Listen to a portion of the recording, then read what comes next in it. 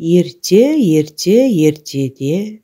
ешкі жүні бөртеде, қырғауыл жүні қызылда, құйрық жүні ұзында, бір қоян болыпты.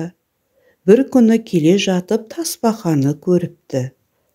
Тасбақаға, «О, достым, қайда бара жатырсың?» десе, «Бүгін күн қандай тамаша, серуенге шықтым. Өзіңмен кездесуім бір ғанибет, кездесуімізді атап өтпедік пе?» депті тасбақа.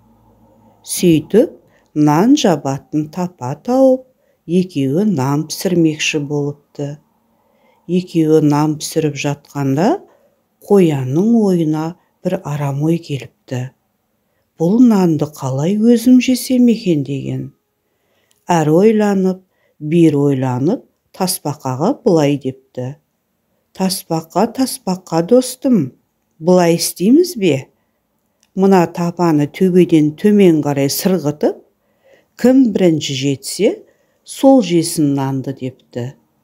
Тасбақа оған келіскісі келмепті. Себебі қоянға жете алмайтынын біліпті. Бірақ қоян дегеннен қайтпай тұрып алыпты. Осылайша тасбақа көнуге мәжбүр болыпты. Сол кезде оның ойына да бір айла келіпті. Қоян басқа жаққа қарап тұрғанда, тапаның ішіндегі нан жабысып қалмасын деп сулап қойыпты. Қоян төбеден табаны зырқыратып, өзі төмен қарай зуылдай бергенде, нан тападан түсіп, ағашқа барып жабысып қалғанын көрмей қалыпты. Ал тасбақа болса, асықпай төмен жүріп, ағашқа жабысқан нанды алып жей бастайды. Әрең дегенде тапаға жеткен қоян, ішін ашып қараса нан жоқ. Не істерін білмей төбеге қарай жүгіре жөнеліпті. Жүгіріп келе жатып, ұзақтан тасбақаның нанды жеп отырғанын көріпті. Амалы қанша?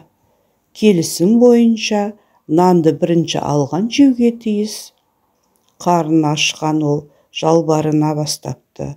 «Айналайын тасбақа, бір үзім нан берші» деп.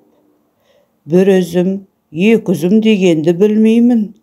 Өзі шикі піссе де, дәмді екен» деп, барлығын жеп тауысып қойыпты. Қарнын сипап тұрып, ол, «Қоян досым, бүгінгі тамақ өтте дәмді болыпты. Үлкен рахмет» деп, үйіне қарай жол тартыпты. Ал қоянның сілекейі шұбырып, қарны ашып, ағаш түбінде қалған нан ұсақтарын кеміре бастапты. Міне сол күннен бастап қояндар ағаш түбіндегі қабықтарды кеміруді ұнататын болыпты. Осылайша қояндар кеміргіш атаныпты.